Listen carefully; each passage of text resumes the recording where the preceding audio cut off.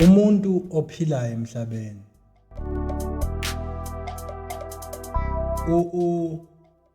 unenkinga noma unesimo noma unama challenges.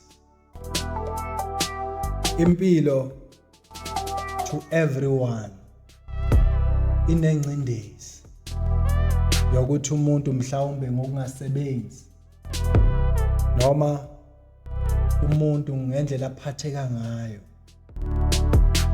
agcine asefuna ukwenza lokho okuzombophela ejokeni lobugcila balento ayinqumile kanti uphoqelelwe isimo esingasisihle ukuthi aze enze lento engalunganga bese yona yenza umoya ozombophela kulento athathe isinqumo sokuyenza ayenze noma kungasafanele ngoba usuyisigcila sento ayenze yena athi nje uyayenza kanti iyenza isibopho sokuba abe yisigcila. Kunabantu abangababulali namhlanje abasathanda ukubulala. Kunabantu abebayo abatshontshayo abasathanda ukutshontsha. Kunabantu abathakathayo abasathanda ukuthakatha. Ngicela ukuthi mina ngithi kuwe uma ukholwa uNkulunkulu wamvusa uJesu kwabafileyo uvuma ngomlomo ungazenzi ngcono phambi kukaNkulunkulu. Uma uyisigebengu uvuma ukuthi angisathandi ukweba. Uma ungumbulali usho uthi angisathandi ukubulala. Uma uthanda ukuhleba ngabantu uthanda ukukhuluma kabi ngabantu uzazi ukuthi wena ngokwakho uboshelwe kuphi. Iliphi ijoka lobugqila besono esisebenza kuwe ngesinqumo osithathe kabi ukusho ukuthi mina ngilunganga phambi kwakho Jehova. Mina ngilunganga phambi kwakho Nkosi uJesu. Ngicela ukuba ungikhulule, ungithethelele. uJesu umisiwe nguNkulunkulu. Uyisivumelwano esisha. Ungumhlatshelo. uJesu washaywa. uJesu wahlushwa emzimbeni esiphila kuwo. uJesu wagwazwa. uJesu wafelwa ngamathe. uJesu wathwalisa umqhele wameva. Indlela uJesu adatshulwa ngakhona lo mzimba lo esikuwo awunamandla neze wokuthi usibambe ngezono ezibusa kithi ngomoya ongcolile size sife singazange siphenduke. Awunawo amandla ngoba wanqotshwa ngesiphambano eGolgotha entabeni ende. Wabulawa lo mzimba ogcina ukwahluleka umzimba wesono. Wawulahla uNkulunkulu wasipha umzimba omusha esiwamukela ngokholo ongokomoya ongcwele. Ngokomoya ongcwele sigqokisiwe isambatho esingokomoya nezwi elinamandla okwenza intando kaNkulunkulu ngathi esivumile sakholwa. Impilo engiyiphila namhlanje Angidingi ugwayi ukuze ngikhona ukuzwa ukuthi ikhanda lami lingcono. Angidingi ibhiya ukuze ngizwe ukuthi mina manje empilweni angina stress. Angidingi ensango. Angidingi zonke izidakamizwe ezikhona lezi. Angizidingi. Ngiphila ngezwi. From prison to the presence of his mighty power. Nginamandla namhlanje ngezwi. Namhlanje ngizelwe ngokomoya. Nginenjabulo kungabekwanga khekhe etafuleni. Angidinge nezinto ezithile eziphathekayo ukuze mina ngikhona ukuzizwa ngijabulile. Ngaphakathi enhlizweni kulemifula yamanzi agobhozayo angokomoya ongcwele. Asikudingi konke lokukhona emhlabeni ukuze sithole ikhambi noma sisindiswe. Sidinga izwi lethu. Sidinga lona izwi lethu ukuthi sikholwe ngalo. Sikholwa ngezwi lethu thina. Bese inkosi yenza exchange. Ngalesikhathi sivuma ngezindebe zomlomo ukuthi uJesu uyinkosi, kwenzeka exchange. Kuthathwa ubuthakathaka bezwi lethu elihlulekisa thina ekuthatheni izinqumo eziright nezisenzela ifuture entsha, nezisenzela ifuture eqhakazile. Sinikezwe izwi le future ngeinqumo esiyithathiswa yizwi, bese siphila lempilo yokuthi sesiyabusisa sisaqalekisa kunokuthi sebe siyaphana. Asisabulali siyaphilisa. Asisathakathi sesiyabusisa. Abantu asisakhulumi ngomlomo. Sithi, "Hey, indodana yakho ithola umsebenzi. Hayi siyakubongisa." Kanti inhliziyo yona iyaqalekisa. Sesikhuluma iqiniso. Sesiyajabula masibona abantu baphumelele. Asisabi labantu laba abaphila emphakathini, umphakathi uhlala unovalo ngabo. Mawundlula kuleso strati bathi hey wandlula lo. Yabo? Abantu basabele ukuthi khona into ezizolahleka. Singabantu abawusizo emphakathini ngokwezipho esiphiwe zona. Ukhona uNkulunkulu uyaphila. Unamandla ukuthi akophule kulesimo esinzima. Bengicela ukuthi njengoba sengiphetha ubufakazi bami si round figure ngezwi lenkosi. Amen. Amen. Lapha ngokuka Matthew chapter 3 verse 11 ukushumayela kukaJohane umbhaphathizi. Mina nginibhaphathisa ngamanzi kube ngokuphenduka, kepha yena oza emva kwami unamandla kunami, engingafanele ukuthwala izicathulo zakhe. Yena uza kunibhaphathisa ngomoya ongcwele nangomlilo. Amen. Uma sesivumile inkosi ithathe indawo ngokuphelele phakathi kwethu, samukeliswa abantu abathathu. Kumuntu oyedwa ongumfanekiso, isithombe, samukela abantu abathathu. Number 1, samukela isihlanzo, samukela isigezo sokomoya.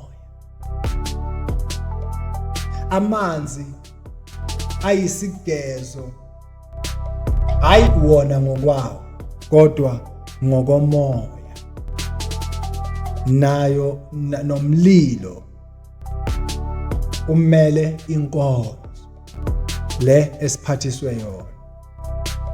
Nomoya uyafakaza ngoNkulunkulu ophilayo ngeimpilo zethu. Manje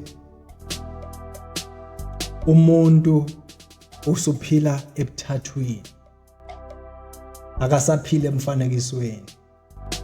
Soyafunda ngokomoya ongcwele, akafundiswa ukuthi ungaphathi ungathinta asithinta asithinti. Akafundiswa ukuthi ungabe usenza lokhu ungabe usenza lokhu. Ufundiswa ukwenza intando kaNkulunkulu.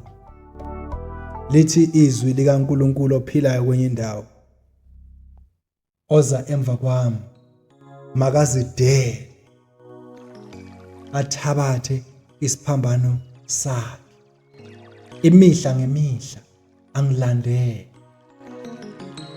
Manje sesizelwe ngempande engaboni, sesizelwe ngezwi elingokomoya, siyaphuziswa ubisi olungokomoya, size siqine emathanjweni, silungele ukudla inyama enamathambo, bese lakithi kuvele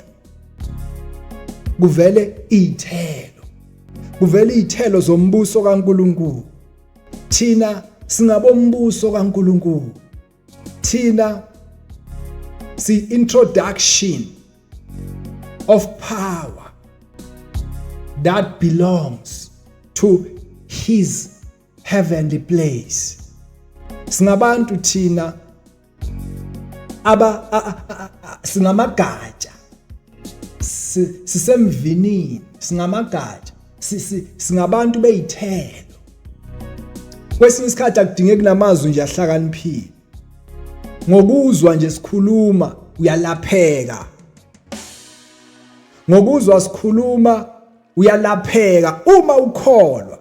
Nesifo siyasuka kuwe. Noma ngabe uxakekile kuyaphela ukudideka. Noma ngabe unaluphi uhlobo lwenkinga, uma ususebukhoneni bakhe, uma usulalele nanti izwi ku-KQ's Records Salvation, uzwe izwi likaNkulunkulu ophilayo. Ngathi kuba khona nakuwe okuvukayo uma uneqiniso, uma uphiwe amandla, ukhona emhlabeni alo iqiniso. Sondela kuNkulunkulu, khuleka ucele ukuthi kwambulwe nenkonzo. Ngavuma ukuhlala ekhaya, hlanganyela ezwini lenkosi. Yiba nesikhathi sokukhuleka, yiba nesikhathi sokumfuna. Lithi izwi lenkosi ku-Isaya chapter 55 verse 6, mfuneni uJehova esenokutholwa, nimbize aseseduze. Omubi ashiye indlela yakhe, nowenza okubi imicabango yakhe. Abuyele uJehova, khona uyawukwenza ukuthethelela ukuba kube kukhulu. Lithi izwi lenkosi, zanini kimi nina nonke enikhatheleyo nenisindwayo, mina ngizakuniphumuza. Bekani ijoka lami kini, nifunde kimi, ngokuba ngimnene, ngithobile ngenhliziyo. Ngikhona imphefumulo yenu iyakufumana impumuzo. Lithi izwi lenkosi, babusisiwe abahlanza izingubo zabo, ukuba bathole ilungelo labo emthini wokuphila, bangene emzini ngamasango.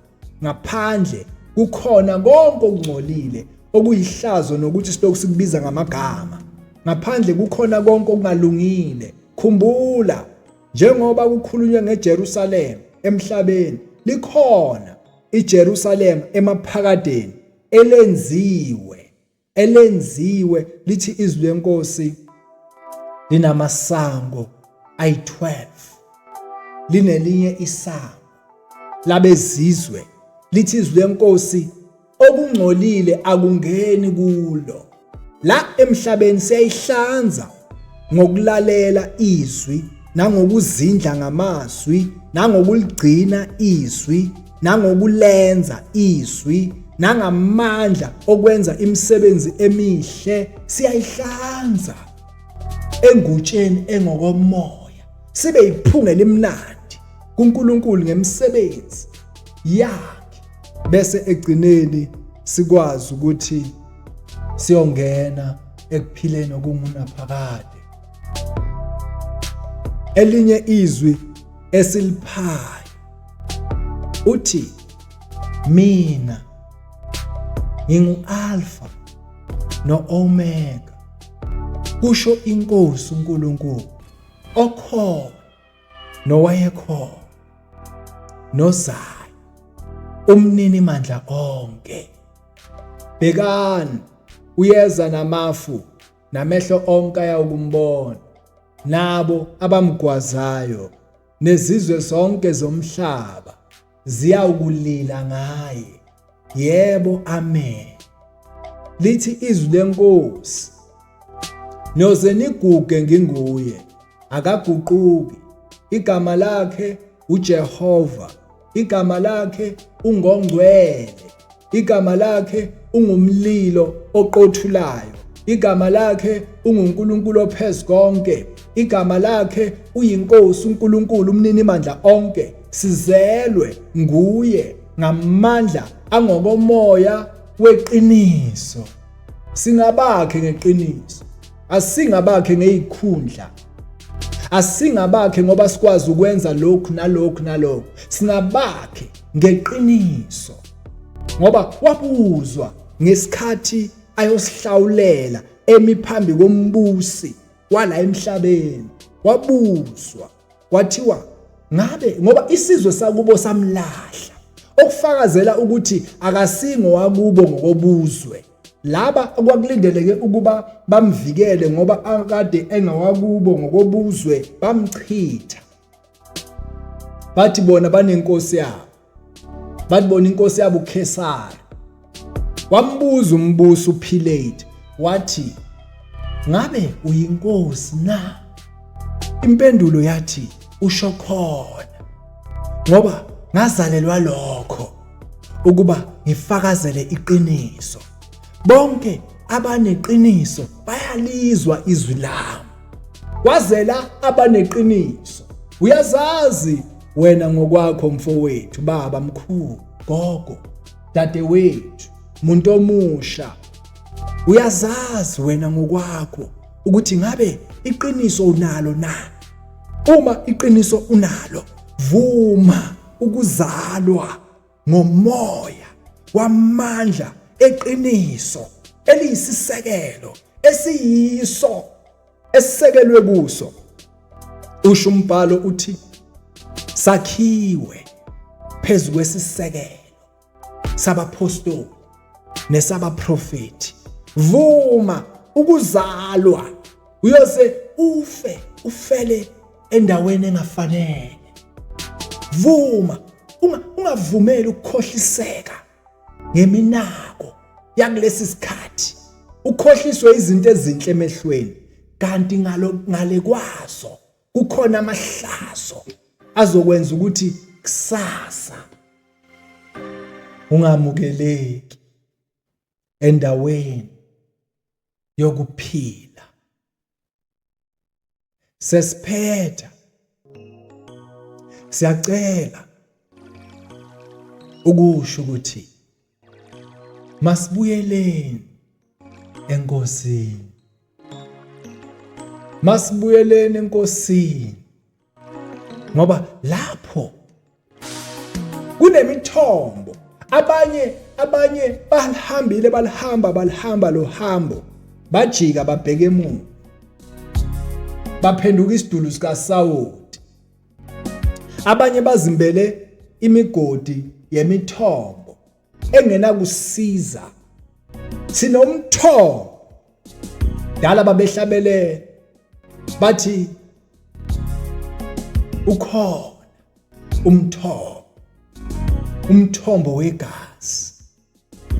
Igazi lika Jesu sihlanzwa ngalo, sembathiswa lithi izwi lenkosi kwenye indawo wembethe ingubo efafazwe ngegazi, igama lakhe ngulizwi kaNkulunkulu. Hosana sibuyeleni enkosini. Hosana simene ebukhoneni benkosi. Inkosi inecebo elihle ngathi kule insuku zokugcina. Insuku zokugcina asithi nilindele ukuthi zokugcina siphela nini. Insuku zokugcina izwi, ngoba kuyafiwa la ngaphandle. Siyaligcina izwi ukuze lisivalele ngaphakathi kwendlu yombuso kaNkulunkulu engenziwanga ngezandla. Ngaphandle kuyafiwa. Akumele sikholwe ngokubona, kodwa masikholwe ngokuzwa. Ozonqoba unesithembiso, ozonqoba uyombathiswa, ozonqoba abanye bayonikezwa amatshe esundu. Ukhuluma ingelosi ithi kuJohane, bangobani laba abambethe okumhlophe? Ithi impendulo, uyazi Nkosi. Ithi ingelosi, laba yibo abaphuma osizini olukhulu, bazihlanza izingubo zabo. Masivumeni kusakhanya, kusenemini, masivumeni ukwenziwa inkosi sifaneleke phambi kwayo. Kubaleke yonke lemimoya, amademoni abaleke. Kubaleke idemoni lokweba. Akekho umuntu oyisigebengu la. Akekho umuntu owumthakathi. Umthakathi umoya ongcolile. Athe angaba nenhliziyo embi, waba nomona, wakheka, wagcina sekazenza lezi zinto ukuthi ziphilise lo moya nakwabanye abantu. Kubonakala abanye abantu kungathi bayahlanya, kanti banomoya wobuthakathi bomuntu ovumile ukuthi abe nenzondo kungenasizathu. Asikho isigebengu, umuntu othe angaswela wabona ukuthi mangithatha le phone le yomfowethu ngiyithengisa, uthatha kabi. Sifundisiwe ukuthi kumele usebenze ngezandla zakho ukuze uzokhona ukuthi at the end of the day uthole something, uzenzele wena ngamandla akho ukuthi ukhona ukuphila, hayi ngamandla omunye umuntu. Ngoba nomunye umuntu naye uyahluphekela ukuba nezinto anazo, akayitholi kalula. Manje wena soyihambisa kuye kalula, soyihambisa kuye, uyayithatha kuye kalula. Ukukhala kwakhe uzobuya phezulu kwakho sekuphinda phindekile. Abanye bazothi futhi baloyiwe kanti abaloyiwanga, baziloyile ngokuthatha izinto zabantu abayihluphekele, ngokuthatha umphefumulo wabantu basajabulela ukuphila. Kodwa yena makufuneka afa akafuni ukufa, kodwa yena ukwazi ukuthi abulale umuntu. Mase kufanele awungene ejele ajeze, akafuni, ufuna abameli manje, sofuna ukuthi aphume ejele, kanti lento uyenzile yena. Akafuni ukuthi yena bhadalwe for into ayenzile. Okay, okungcono ke masiyekeleni ukwenza izinto ezibhedayo masifuna ukubhadalwa kahle, ngoba nazi izinto ezinhle zinayo inkokhelo yazo. Ngimile phambi kwenu, ngeke ngaba nawo umoya obhedayo. Namhlanje kunomoya ohlanzekile ngoba ngivumile. Angikhona ukwenza into ebhedayo namhlanje. Idemoni elibhedayo, idemoni elingalunganga selaphuma, la ngishiya ngokomoya ongcwele, sengenza izinto ezinhle. Nathi sonke singafunda kuwo ukwenza indumiso, imhlalelo ebukhoneni ngayo inhlupheko evela ngentando, hayi inhlupheko yokuswela imisebenzi, yokuswela izinkwa. Hayi inhlupheko yokuswela impahla zokugcoka, inhlupheko yokungachashwa. Sikhuluma ngenhlupheko yokwenza intando kaNkuluNkulu okwathi insizwe ezimbili uSilas noPaul sebeshayiwe ngenxa yokuthi babekade bekhulekile. uNkulunkulu wenza umsebenzi, bakhuluma izwi lamandla. uNkulunkulu wenza umsebenzi. Umuntu wayekade enomoya, mfowethu, enomoya ongcolile. Aloku lo muntu akhuluma emva kwabo njalo, babehamba phela bevangela bekhuluma ngoJesu. Lo muntu wayelokhu ababelesela, alokathi kubo, laba bantu bayizinceku zikaNkulunkulu ophezukonke, eyimemezela izwi la. Hawu, aloka lo muntu akusasibona bashumayela labantu, lemimoya kulo muntu seyishumayeza bona bangabobani, abasakhona uconcentrate manje kulento uNkulunkulu abanikeza ukuthi bayenze. Umoya ubhizi, umoya, laba bantu bayizinceku zikaNkulunkulu ophezukonke ezishumayela ukuphenduka. Umoya ngaphakathi kukaPaul wacunuka, waphenduka uPaul, wathi ngegama likaJesu Kristu waseNazaretha suka kuye. Wasuka umoya, wamshiya ngaleso sikhathi, wasala umuntu esambulukile.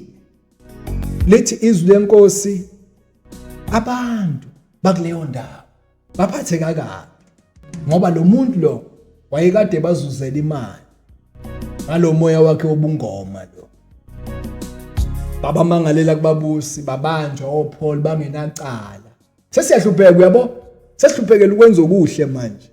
Bathathwa bafakwa ngaphakathi etilongweni ejele, baboshelwa into engekho, baboshelwa into enhle.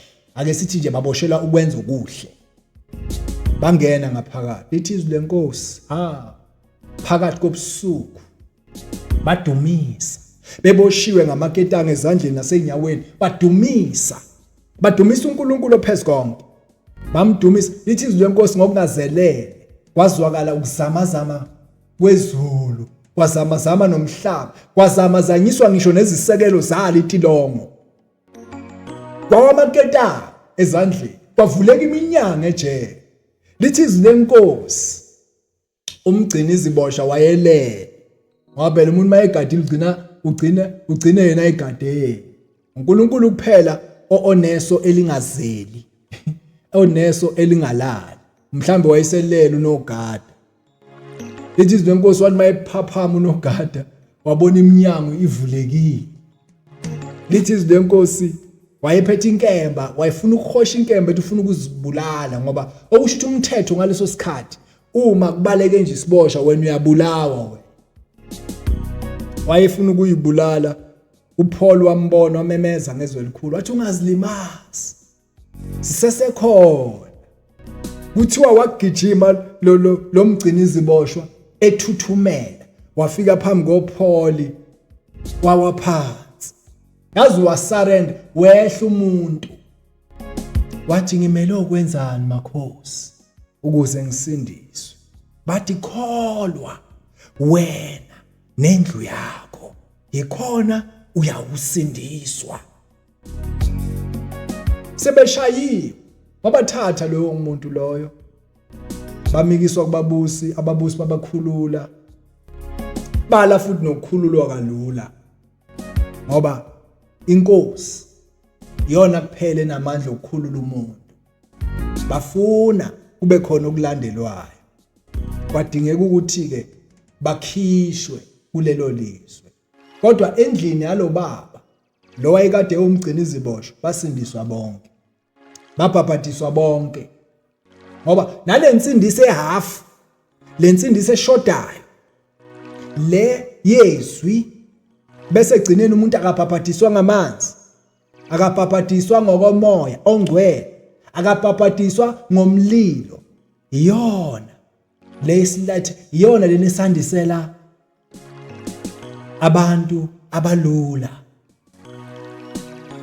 Sonke siyavelelwa, sonke siyalingwa, Sonke siyabhekana nezimo ezinzima. Kodwa asihlulwa. Asinqotshwa. Ngoba usimple ongakithi mkhulu nosezweni. Ongakithi unamandla kunosezweni. Ngelinye ilanga inceku ethile emandulo wafika impi yamasoja izomhlasela. Wayekade enenceku yakhe umprofeti. Bafika inceku yakhe yababona ukuthi hey babekade bezungeze indlu ababekade bakuyo bona bababili nje endlini. Lamasoja ngiyabona namahashi awo nezinqola nezikhali babe ukekelezele umuzi bawuzungelezile. Yasaba lenceke. Yamtshela athi hey naba labantu bakhona la ngaphandle. Vele kuphelile ngathi namhlanje. Yathi inceku kuye ngoba amehlo kamoya ambonisa ukuthi impi noma abangakubo baningi kunabangakubo. uNkulunkulu ophilayo uJehova Sebawothi, uNkulunkulu wasemandulo owabahola abantwana bakwaIsrayeli ehlane. Lithi izwi lenkosi akuguganga sicathulo. Lithi amabhluko ababewagqokile ayekhula nabo ngoba bahamba for 40 years lapha ehlane. Abondla ngemana ikoriyaderi ukudla kweingelosi. Abantu emhlabeni babedla ukudla kweingelosi neosizini. Babeniselwa imvula yezinyoni ukuthi bakhona ukuthi badle nenyama ngoba bephila ngokumcunula uNkulunkulu ngoba engakholwa. Noma bebona ifu emini eliyinsika lalibahola phakathi kwalefu kwakunengelosi eyayikade ibheke izinyoka, ibheke ingonyama, ibheke yonke inhlobo yesilwane esiyingozi kubo. Ayibahola ingelosi ngefu. Bese shuthi ingelosi yayikade isebenza emini. Ebusuku babekade beholwa insika yomlilo. Ngalemva kwayo kwakhona ingelosi yempi yamandla yokubavikela ebusuku. Bafika edwaleni ingenalutho. Amanzi aphuma edwaleni. Uthi umpostoli ogqamileyo lelo dwala lalinguKristu. Lavuleka idwala baphuza amanzi nezinkabi zabo. Kodwa babengakholwa. Baze bathunyelwa ngeinyoka. Inyoka zabakapa zabadla inyoka bafa abaningi babulawa inyoka. Kodwa egcineni sebakhala benzelwe inyoka yethusi. Owayekade ebheke kule nyoka wayethi noma sekajiwe noma sakajwa bewangekho amandla ukuthi afe ngoba nelethi phasika selihlatshiwe. Uthi umbhalo njengoba uMose wayiphakamisa inyoka yethusi ehlane kanjalo nendodana yomuntu imele ukuphakanyiswa. Njengoba siphila phakathi kwale inkinga kwale inhlupheko kwalokufa sibheke kuye uJesu ongumqalisi nomphelelisi wokholo lwethu. Nathi simelwe ukuhamba kulo hambo lokukholwa ngomyalo kaNkulunkulu. Besicela ukusho ukholwa kwethu akukho enyameni. Ukholwa kwethu akusiko lokho okuyiveza enyameni. Ukukholwa kwethu kusemfihlakalweni. Kodwa imisebenzi iyavela. Asisibo kakhulu yilaba abafuna ukubonakala. Kodwa silaba ekubonakaliswa ngabo amandla ombuso. Ngoba kuyenzeka ukuthi ngibukeke kahle. Kuyenzeka ukuthi ngigqokise kahle. Ngibe nama mansion house. Kuyenzeka noma ngingaphili kahle. Ngiphila impilo yokuzama. Lokho akusho lutho. Okubalekile ukuthi la ngaphakathi kwami ngizelwe na. Ngizelwe ngokomoya ongcwele na. Ngoba njengoba sikhuluma nomfowethu namhlanje Niyagcina ukusibona namhlanje. Uma inkosi senzele iopportunity, nizosibona ngelinye ilanga. Lenkulumo yethu yokugcina thina kulesikhathi esilandelayo manje sibonile sobe sinikezwe inkosi ithuba. Ngakho ke akufanele sihambe ngokuthi kusasa ngizokwenza ukuthi ngangomuso nge-25 December ngizobe ngilapha ngiyobe ngenza ukuthi uma inkosi ivumile siphile emhlabeni ngokwesaba, hayi inyoka, hayi izimo, hayi ububi, hayi ukungalungi, ukusaba uNkulunkulu ophilayo ngokwenza okufanele. Ngoba abanye bayafuna ukuvela kanti basahlulwa izono zabo bebodwa, sahlulwa imicabango nje emibi. Yashesha ukubamba imicabango emibi, yaphuza ukubamba imicabango emholela ekuthenini akhona ukuhlakaniphiswa ukuze akhulume lokhu okuzokwakha. Siyakhiwa phezu kwesisekelo, sesiyela khona emaphethelweni. Siyacela ngobubele bukaKristu, inkosi ilambile, inkosi uNkulunkulu ophilayo ulambile, ulambele umuntu. Jesus ulambele umuntu, ufuna ukudla ngomuntu, akadli njengathi la enyameni, udla ngokuhle, ufuna ukuveza okuhle ngomuntu.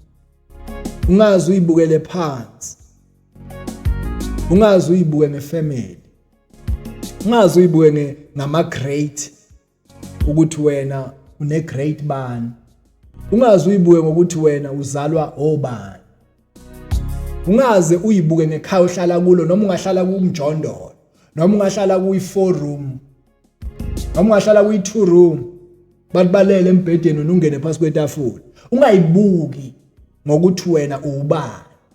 Wena ngicela ukukutshela iqiniso, wena uzalwe ebukhosini bokomoya. Phela obethu ubukhosi abusiba la, ingakho kwesinye isikhathi abanye ubabona badelelekile la kanti bangabakhosi. Amakhosi ngoJesu oyinkosi. Phela khumbula inkosi yethu yanqoba ithuna, inkosi yethu yabalwa nezelelesi, kodwa yayizolanda bona abazovuma ukuthi thina silunganga.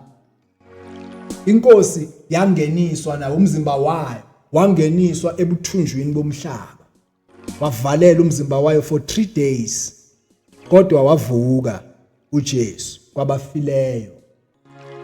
Ungasakhathazwa noma ungathi uyacheck bathi uHIV positive, enkosini into engekho leyo. Idemon, iHIV idemon, umoya ongcolile ophumayo emntwini. Noma ngabe yini esabisayo ungasabi, futhi khulekela ikhabishi mangabe uzolala udle lona. Ungasabi ukuthi noma ngabe ikuphi la ukhona, noma ngabe ubukeka ngayiphi indlela, unobukhosi ngaphakathi kwakho uma uneqiniso. Nangu namhlanje upastor, ngingupastor spiritually, ngingupastor ebandleni. I'm still saving by the Holy Spirit through the leadership, but spiritually I am a pastor. I am an apostle kaNkulunkulu ngokwezwi mfowethu. Nawu nesipho, sinezipho siphiwe umoya ongcwele ukuba uintroduce ichoir ezohlabelela kuvuka abantu abafile. Moya ongcwele yabavusa abantu abafile. Emandulo ubonakele ngegama elithi Jehova evusa abantu. Nakwi-New Testament ubona ke ngegama elithi Jesu evusa abantu abafile. Embusweni kaNkulunkulu ophezu konke, konke kukhona. Khona yonke into, ayikho into engekho, khona izinso namaphaphu. Kukhona umzimba omusha. Yabona nje uthola ama skies lawa esiwatholayo la ebufokazini aseyafakaza wona ukuthi sibuya kuphi. Kodwa wasisho ukuthi singabobani thina singabantwana bakaNkulunkulu ophilayo. Singabantwana bakaNkulunkulu ophezu konke. Siyakulangazelela ukwelekanyiswa. Mayiloku iphela iminyaka asikhali ngokuthi isikhumba sethu siyaguga. Siyajabula uma sihamba kahle ukuthi ziyasondela insuku, liyasondela usuku lokuba selekanyiswe. Neinhlupheko ezesikhashanyana nje kule overall yomzimba wasemhlabeni elahlwayo emathuneni ibole, thina siboli thina. Sinomzimba ongaboli.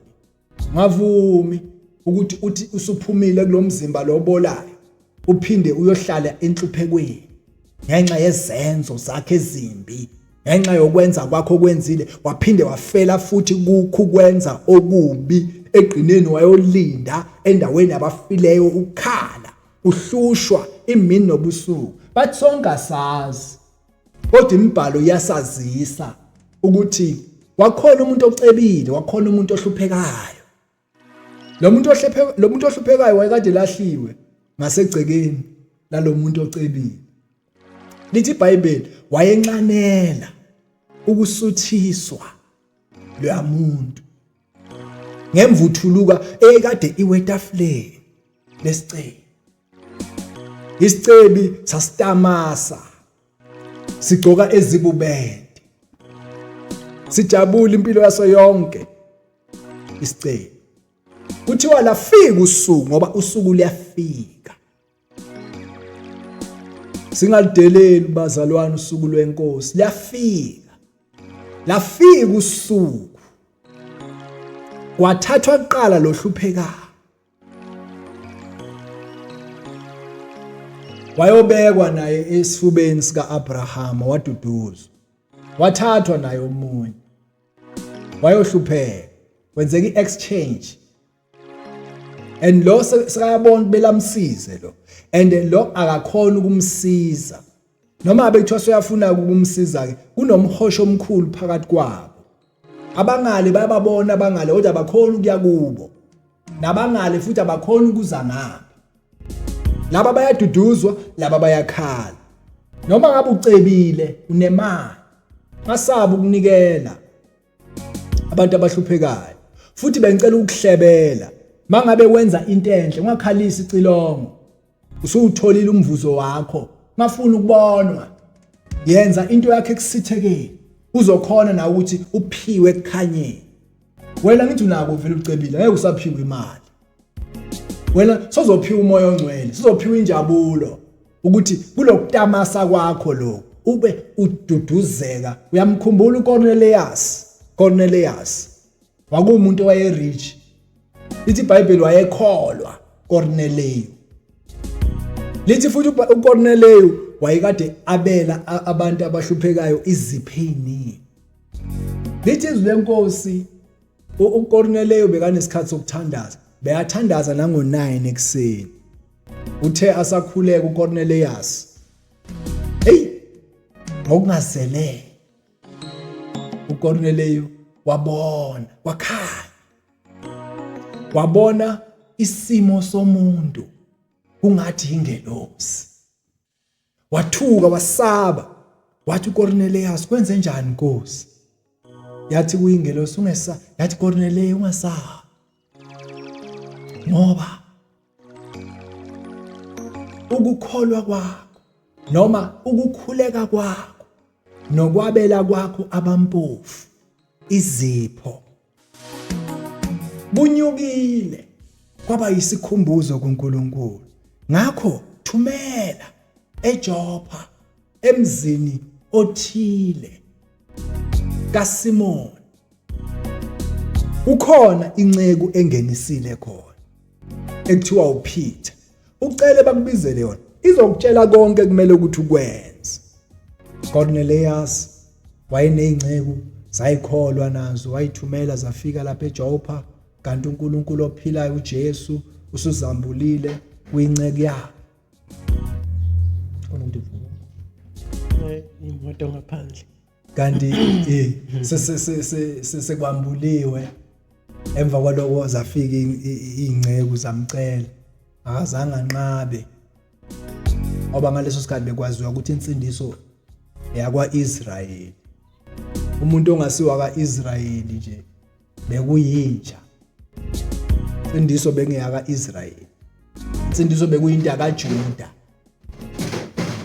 kanti akusiya kaIsrayeli, akusiya kaJuda, yafika ngoIsrayeli, yafezeka ngoJuda, iyaphelela ngabo bonke abazokholwa ngezwi lakhe. Insindiso akusinto enyanga, akusinto yasekhaya, akusinto yobuzwe. Insindiso ekaJesu, inkosi. Hayi futhi labo Jesu laba abanye abaningi. uJesu lo ongokomoya, ongcwele, owahlala esizalweni naye for 9 months. Kodwa kungazange kwenzeke njengokwasezweni. Kwenziwa uNkulunkulu ukuthi ahlale aphume uNkulunkulu. Babusisiwe abantu ababona uNkulunkulu ngaleso sikhathi. Ngeke ngithi mina babusisiwe ababona uNkulunkulu, ngoba wayehamba phezulu kolwandle kwesinye isikhathi.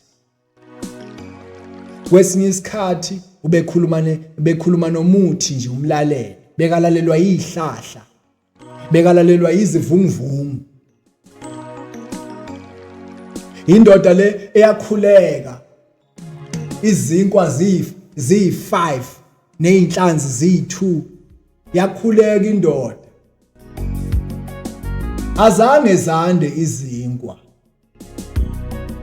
kodwa lezi zinkwa ezinhlanu shuthi bathi mabayadla lezi zinkwa lezi bezanda zona. Azange zande kwi-numbers, zanda ekudleni. Mabadla bayasutha, sisesekhona uyadla, uyasutha, sisesekhona sonke lesasidlayo siyamsuthisa ngalesikhathi sanda. Ngalesikhathi asutha nalomunye uyakhona ukudla suthe siyanda lesinkwe esikhona, kodwa singazange sandiswe ngokubaleka, kodwa ngokudla siyanda. Ngathi wayebanika uqobo lwakhe ukuthi abone nje basingasanaka ukudla manje, selishonile ilanga, idlani mina-ke, dlalanini mina ngoba nami ngiyisinkwa. Babuya labantu, ngoba kuyahlupha nalokuthi sisebenzele isinkwa esiphelayo kuphela. Babuya labantu, wababona ukuthi wathi kubo, nina anizanga kimi ngoba nezwa amazwi naphila, nize kimi ngoba nadla izinkwa nasutha. Ningasebenzeli ukuphila kwakuleli lizwe kuphela. Akasho ukuthi singakusebenzeli inhlobo, uthi asithi sikusebenzele, sibe futhi sikusebenzele nokwakuleli lizwe, ngoba likhona izwe esiyakulo, likhona. Kodwa ngeke singene masingcolile. Noma singabala iminyaka, ngoba ngibala iminyaka kanje, ngikholwe egcineni ngidebesele ngiyeke, ngibuyele emuva. Ngeke ngene, ufuna ngibekezele kuze kube segcineni. Bekezele uphathwa kabi, bekezele ungamukeleki, ubekezele ngezikhathi zonke. Ngafuna ukuthi ubekezele ngoba ushayela izandla, ufuna ukubekezela ngoba ngathi into zonke ihamba kahle. Ubekezele noma kubheda, ngoba siyayesandelwe ngabantu abafuna ukuthi bayibone inkosi ngoba izinto ihamba kahle. Bayiqala ibhede izinto abasaboni ukuthi inkosi ikhona kahle. Kanti inkosi ikhona. Nedi inkosi ayivumi ukuthi silingwe ngokungaphezulu kwamandla. Enye into efuna nje isiduduze empilweni. Noma singalingwa, asilingwa ngokungaphezulu kwamandla ethu. Ngokulingwa esilingwa ngakho sibuye senzelwe nendlela yokuphepha. Ngoba inkosi nathi sifuna sisindile. Phela uyasithanda ubaba. Uyasithanda ubaba wethu osezulwini. Ufuna sonke sisindile. Ingakho mawufunda incwadi kwezinye izincwadi emaBhayibhelini lithi izwi lenkosi uthanda ukuba abantu bonke basindiswe. Bafinyelele ekulazini iqiniso. Uyezwa ukuthi yonke le ndaba ingeqiniso. Kwesinye isikhathi uyalikhuluma iqiniso likulahla. Bese la ulahleke khona uNkulunkulu enze umuntu wangempela. Uzibona ulahlekile kodwa usesekhona endaweni efanele. Nethi ngokuthi uvumile ukumela iqiniso. Yonke indawo simele iqiniso. Simele iqiniso kunzima. Sometimes ya-franchise. Ku-franchise ngezinto ngokukhwabanisa. Ku-franchise ngokuhlangana ngabanye abantu. Kuhlanganwe ngabanye abantu. Kuthengiselwane ngegazi labanye abantu. Kodwa lokho kuyinzuzo yesikhashana. Cela ukutshela kazi lo muntu lisho ubukhona bukaNkulunkulu emfanekisweni.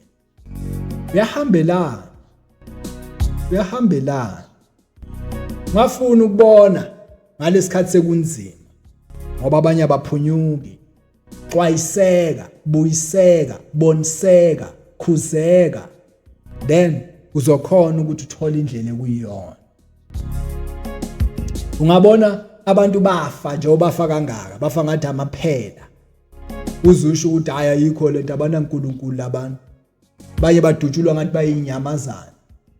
Babulawa, baphendula inhlekisa abanye bangamahlanya. Noma ngenzani umuntu embi, ungayenzi into embi emntwini. Yazi why? Nawe uyenzile into embi. Noma ngabe incane nje mhlawumbe unicabanga into embi, yena wayenza. Ngamlahla. Ngoba uzilahla wena. Manje ngiyeza ukuthi emaphethelweni khona sifike, kumele sifike and siqonde khona ngqo. Manje siyacela siquote nje kokugcina. Ngizomcela umphathi wami ukuthi ngempela inkosi isibusise ngalokho wanamhlanje.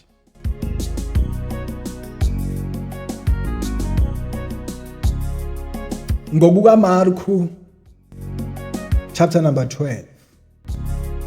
Umfanekiso wabalimi besivini. Wayeseqala ukukhuluma kubo ngemifanekiso ethi umuntu watshala isivini wasibiyela ngothango wemba isikhamo wakha isiqongo sokulinda wasiqashisa kubalimi waya kwelinye izwe ngenkathi efaneleyo wayesethuma inceku kubalimi ukuba ithathe kubalimi ezithelweni ukuba ithathe kubalimi ezithelweni zesivini bayibamba bayishaya bayimukisa ze waphinda wathuma kubo enye inceku yona bayilimaza ekhanda bayithuka wathuma enye futhi yona bayibulala nezinye eziningi ezinye bazishaya ezinye bazibulala kwase kusele umuntu munye indodana ethandekayo yona wayithuma kubo ekugcineni ethi bayakuyazisa indodana yami kepha labo balimi bakhuluma bodwa bathi lo uyindlalifa. Wozani sibulale ifa libe ngelethu. Ngalamazwi lawa ngicela ukusho kithina sonke ukuthi asamukelekile sonke, hayi komunye umuntu. Akekho umuntu oyisitha komunye umuntu lapha. Eqinisweni siyazikhohlisa uma sithi sinezitha ezingabantu. Isitha sethu omubi olahlelwe lapha emhlabeni. Net iproblem enkulu usebenza ngabantu abanganamthetho, abangavumanga ukuthi njengoba siphathisiwe nje ukuthi sibabize abantu ukuthi babeze enkosini, abangavumi babalabale bakhuluma izinto eziningi. Khona nje umunye wathi kimi nesakhe isikhathi nesami isikhathi siyofika nawe safika. Asikho isikhathi esofika, yiso lesi. Uma le video le uzoyibona wazi ukuthi isikhathi sakho lesi. Akusisikhathi sakho ngentshumayelo nje. Akusisikhathi sakho ngokuthi khona thina nomfowethu asikho ngcono kunabanye. Isikhathi sakho noNkulunkulu ngathi ukuthi sikhona ukuthi share nawe lokho ukuze nawe uyikhuthaze. Noma ubona ukuthi uyahluleka la. Kwesinye isikhathi unokuzwa ukuthi akujwayeleki. Kodwa ngokuzidela uzwe ubumnandi bokudla endaweni engafanele. Umnandi ukuhlala kuye kunokuphila. Thina singofakazi. Simbonile phakathi emajele, simbonile ezitradi, simbonile emakhaya esiphuma kuwo, simbonile. Sike simuzwe nje ukuthi ukhona phakathi kwethu. Singofakazi bokuthi ukhona ongabonwayo. Yazi inkosi yaba nenhlanhla mfowethu. Yaba nenhlanhla inkosi. Inkosi eyakhipha isinqumo esinzima ka. Inkosi yakhipha isinqumo esinzima ka. Ngendlela ekade imthanda ngakhona uNkulunkulu wayo. Yathi manje ngenza isithombe esikhulu lana esihle. Nesasibalwa nokuthi sikhulu kangakanani. Sathi yathi inkosi ongeke azakhuleke kuloNkulunkulu wami. Uyothathwa seswa aphonswa emlilweni. Kanti uyamsukela uNkulunkulu endaweni yakhe. Into engithanda ngale yankosi, le nkosi yambona uNkulunkulu. Phakathi esithandweni somlilo yambona. Yathi kubonakala kungathi omunye ungowamadoda aboNkulunkulu abangaziwa kushuthi. Wambona uJesu ebahola ngoba uJesu uyavela eyilangabi lomlilo. Ukhumbule lapha kuyisambulo ukuthi uthini. Udaba kuyisambulo uJohane khangayasa. Uthi lapha kusambulo inwele zekhanda lakhe ngathi uboya bezimvu nakhona obuhlanziwe. Ubuso bakhe bukhanyisa njengelanga malikhanyisa ngamandla alo. Emehlweni begqabuka amalanga bomlilo, amehla amalanga bomlilo. Emlonyeni kwakhe kwaphuma inkemba ekhaliphe inhlangothi zombili. Uthi wayegqoke ingubo emhlophe ekhawulayo. La ekhalweni lwakhe ifase ngebhande legolide. Inyawo zakhe kungathi thusi elishisiwe esithandweni. Phambi kwakhe kwakunezinti zezibani eziyisikhombisa. Ezingamabandla ayisikhombisa. Ngapha ngakwesokunene sesandla sakhe wayephethe inkanyezi eziyisikhombisa. Ezizingelosi zamabandla ayisikhombisa.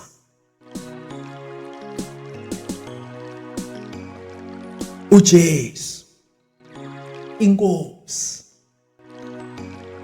esingaye namhlanje uma ngaba kazange azavume ngoba kuthiwa phela uyindodana ethandekayo. Wayeyihlalela nje emaphakadeni uJesu, wazindumiso, wazimpilo yobungcwele ebukhosini bamandla kaNkulunkulu uyise wakhe. Kodwa ngothando, khumbula umbhalo ngokuba uNkulunkulu walithanda izwe kangaka waze wanikela. Yabo, nikela ngempilo yakho kuNkulunkulu. Khohlwa yizwe, yandlula, yomithende ngelinye ilanga. Nogobolondo ngaphakathi ebhokisini. Ukhulunywe lokukhulunywayo, yobekwa lento lapho. Qhubeka impilo mangabe kusekhona abaphilayo. Kodwa umoya awusoze wabekelwa ithende. Umoya awusoze wangena emabhokisini. Awungena emabhokisini umoya. Umoya womuntu uyadura. Awungena ebhokisini. Yabona iCasket ayadura, amaCasket awalingani. Manye ayababazeka kuthiwa ibhokisi lakhona ayikho indawo yomphefumulo la emhlabeni. Uyadura. Ingakho nenyama yomuntu le ibonakala ngathi yinhle uma kusesekhona umphefumulo. Waphuma umphefumulo, uyabona ukuthi useless lento le. Vele into okulahlwa. Manje asivumeni ukunikela ngoba nathi sanikelele. Waze wanikela ngendodana yakhe ezelwe iyodwa. Cabanga lo muntu akanabani. Akanayo ngisho nendawo okucamelisa ikhaya. Usho omunye uthi omunye ngizokulandela Nkosi noma uyapi. Uthi impungusho ezinemigodi yazo. Ezinyoni sinezidleke. Kodwa indodana yomuntu kayinandawo yokuqamelisa ikhaya. Wafika waba yedwa nje la emhlabeni. Futhi waphathwa kabi. Wabekezela. Waze waba sekufeni. Yebo, ukufa kwesiphambano. Ukuba yilowo nalowo okholwa yiyo. Singathi nje okholwa yili iqiniso elathunyelwe emhlabeni. Libe yindlela. Iqiniso libe yindlela. Bese kuba ukuphila kukaNkulunkulu. Phela uNkulunkulu ufuna ukuzibonakalisa ngathi emhlabeni ukuthi uyaphila. Siyacela ngobubele bukaKristu. Siyacela singabazalwane. Noma kunzima. Abanye ngabezwa basho bathi kunzima ukukholwa kulula kabi. Into enzima ukukholwa uphile enyameni. Into enzima ukukholwa uthanda izinto zenyama. Ngoba khona inkanuko zenyama ezenza uthande okwenyama. Kunzima ukukholwa lapho. Kodwa wazidela. Nawe wanikela nobaba nathi siyanikela. Sinikela ngoqobo lwethu. Kuye bese yena uyasenza ngaphakathi. Asifuni ukwanda sandelwe kakhulu abantu abafuna ukuba buhle, abafuna babahle ngaphandle. Labantu laba bafuna nokwamukela okubi ngoba bona ubuhle babo bula. Thina sihlotshiswa ngaphakathi. Siyenziwa ngaphakathi. Nkosi yami, siyenziwa la ngaphakathi ukuthi sihlobe. Ingakho mayekhuphukele entabeni washiya abanye abafundi, wakhuphuka nabafundi abathathu. Lithi izwi lenkosi wathi mayiseka phezulu lentabeni. Bathi babantu babokubuso bakhe. Babukade sekungobe sinye isimo. Yazi ukuthi abuchazwa nokuthi ubuso babunjani. Babukade bungesinye isimo. No Stefano wabonakala ubuso bakhe ngathi bengelosi. Lo bamchazwa ke lo. Kuthiwa nezingubo zakhe zayicwebezela. Bese kuyafanele kuthiwa kangangokuthi nomhlanzi wasemhlabeni wayengeke asazenze ukuthi sibe njalo. Ayisinelethi iphasika. Yakhazimula indodana kaNkulunkulu entabeni. Ngakhusha umhlaba wakhazimula. entabeni uJesu waze wakhuluma lithi izwi lenkosi uPeter wayengazi ukuthi uthini wathi inkosi kuhle ukuthi silapha uma kungenzeka masakha amadokodo la asinali idokodo la emhlabeni wathi elinye kube ngelakho inkosi ngoba kwabonakala noMose kwabonakala noEliya babonakala kanjani abantu abangasekho ebantwini abaphilayo akekho umuntu ongasekho la abantu bakhona endaweni abagcinelwe kuyo ngenxa yalokho abakwenzile umuntu ongekho ilo mzimba lo sikhohlisayo kungathi sikhona njalo why ngelilanga singake sizibuza ukuthi siyandlula nasemhlabeni but umuntu akhohliseke ngomzimba ngoba azizwa ukuthi uphilile bese sigcina sisaba nokufa asikusabi nokufa ngoba kwanqotshwa makufika ngathi ukufa kwenza istebhisi sokuthi sikwazi ukuyakhona kodwa uma senze kahle kwazi kwaba segcineni singakhulumi kangaka kanti le ngemuva senza izinto ezingalunganga singayilungiseleli kanti asilungiswanga sizilungise ukuze akwazi ukulungiselela umbiko singavuma ukuhlulwa isono esithandela kangaka kithi namhlanje ke isono ke besicela ukusho kokugcina isono namhlanje sithathiwe kudeni salethwe eduzane asekho le isono akithi manje isikhathi sokugcina ikhathi zokuphela singakhathazeki singakhohliseki kukhulunyiwe nangabo ukuthi kuyofika nabanye bathi nangu yeza manje ngakholwa yibo abanye bazobashe nosuku bathi uza ngolwesibili ngeke eze lolo suku alaziwa umuntu siyaprofetha ke manje sikhuluma iqiniso alaziwa umuntu yazi kukhona inkinga enkulu le ndaba yalosuku bantu wami ngoba naye uJesu akalazi naye uJesu impela akalazi losuku laziwa ubaba lisemfihlakalweni ngoba nathi siphile emfihlakalweni futhi umbuso kaNkuluNkulu awufika ubonwa ngamehlo njengoba kwenzeka ukuthi ngathi makufika umbuso kaNkuluNkulu kumele sibone ngamehlo lithi iBhayibheli ungaphakathi wethu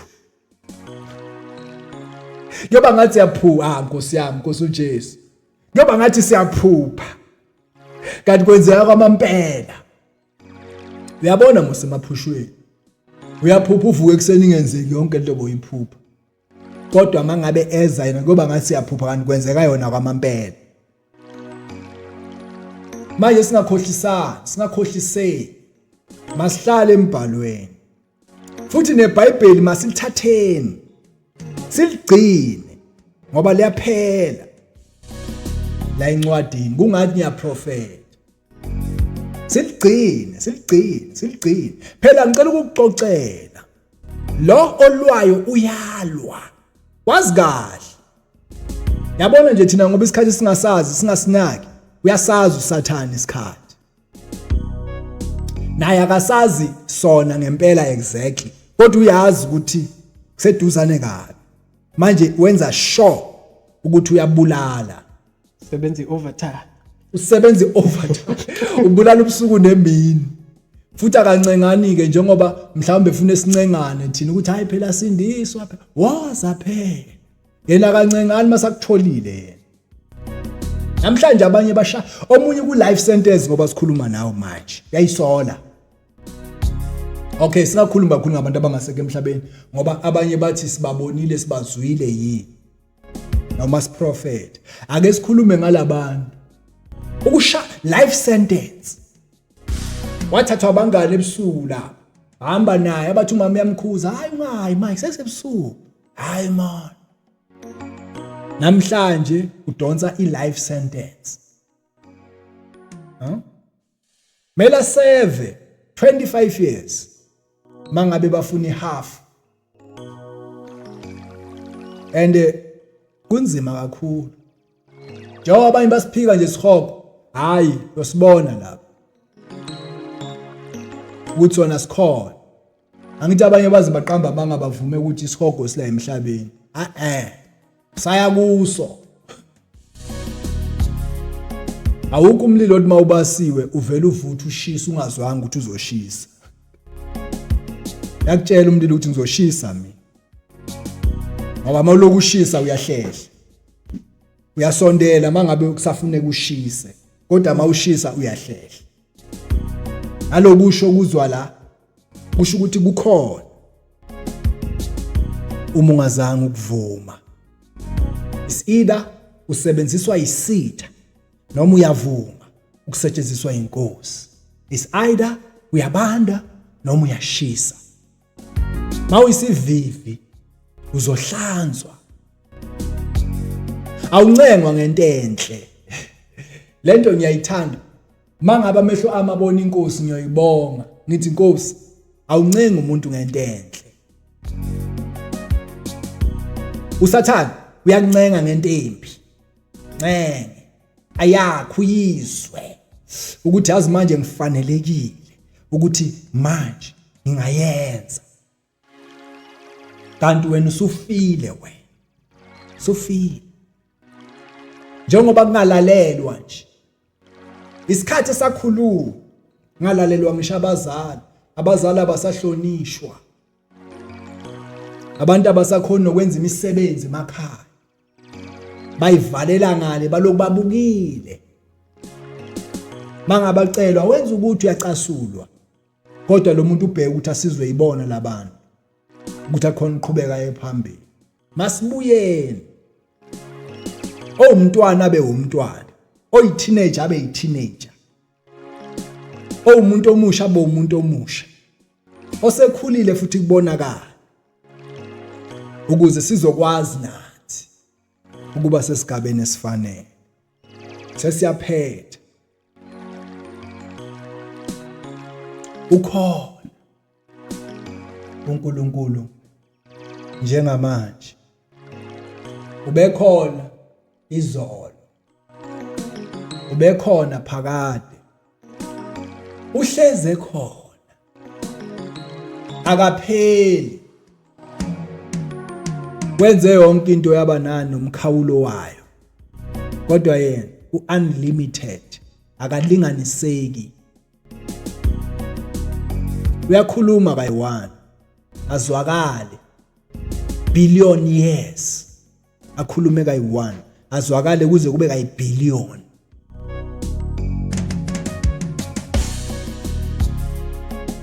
Umuhle.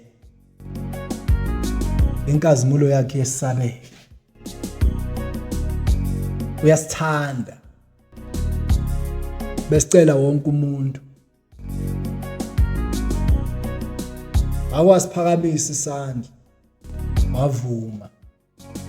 Sicela manje ungasiphakamisa isandla. Uvume. Sicela uyinikele. Uwedwe ekhaya. Funda iBhayibheli. Aluthandaze ulifunda iBhayibheli. Cela mawuthandaza ukuthi inkosi kwambulele leso. Ukuphe ukuthi uqonde leso. Hamba uye enkonzweni. Angithi lithi lenkosi siyambonga uNkulunkulu ophilayo. Kepha kuqala funani umbuso kaNkulunkulu nokulunga kwakhe. Khona konke lokuyakwenezelwa nina. Sikone isidingo sokuthi lokusicela izinto zonezelwa thina. Thina nje umbuso kaNkulunkulu nokulunga kwakhe wenza sifaneleke ezintweni. Bese egcineni siyamdumisa uNkulunkulu ngazi izinto. Simdumise ngaso sonke isikhathi. Sesiyaphetha. Socela nje ukukhuleka. Siyabonga kumfowethu. Siyabonga ukho konke. Inkosi mayibusise. Siyathandaza. Baba wethu onamandla. Siyabonga. Sibonga ukusipha nasi isikhathi kanye nabo bonke abantwana babo. Sibusise sonke, ubusise nakho konke ukukhuluma kwezwi. Amen. Amen. Siyabonga mkhonzi. Yeba, kubonga thina kakhulu futhi izosilethele lona namhlanje. Intshumayelo inamandla ngendlela isimangaliso. Sinethemba ukuthi izobathola abanini bayo uNkulunkulu abahlelile. Ngoba uNkulunkulu konke okwenzakalayo usihlezi kusohlelweni lakhe. Ngakho namhlanje lenkulumo namhlanje ayiyona nje iphutha noma ukubhoreka nje ukuhambisa isikhathi, kodwa uNkulunkulu unecebo, kukhona ozosizakala namhlanje, kukhona ozokhululeka kuko konke abe bambekile kukona. Sizocela nje ukuthi ke siyibusise intshumayelo, sibuyisise neshow, siphinde sibusise nabo bonke ababukele emakhaya, bese kuthi ke na uma bemukela nansi imessage evela kuNkulunkulu eyakubona, bese bayabusiseka futhi impilo zabo zishintshe, zihlengeke ngalendlela uNkulunkulu afisa ngakhona. Sibonga kakhulu, sesivala njena. Sicela ukuthi ke nichubeke ni subscribe ku YouTube channel yethu. Ni followe ku Facebook, niphinde futhi ni followe nakhona ku TikTok. Yonke nje indawo usesha nje uthi KQS Records of Salvation Studio, bese awusivela, bese nilandela lapho ukuze ningaphuthelwa inhlelo ezilandelayo ezakhayo nezithuthukisayo empilweni. Sibonge kakhulu, uNkulunkulu anibusise nonke, siyanithanda. Amen. Hallelujah. Siyanithanda.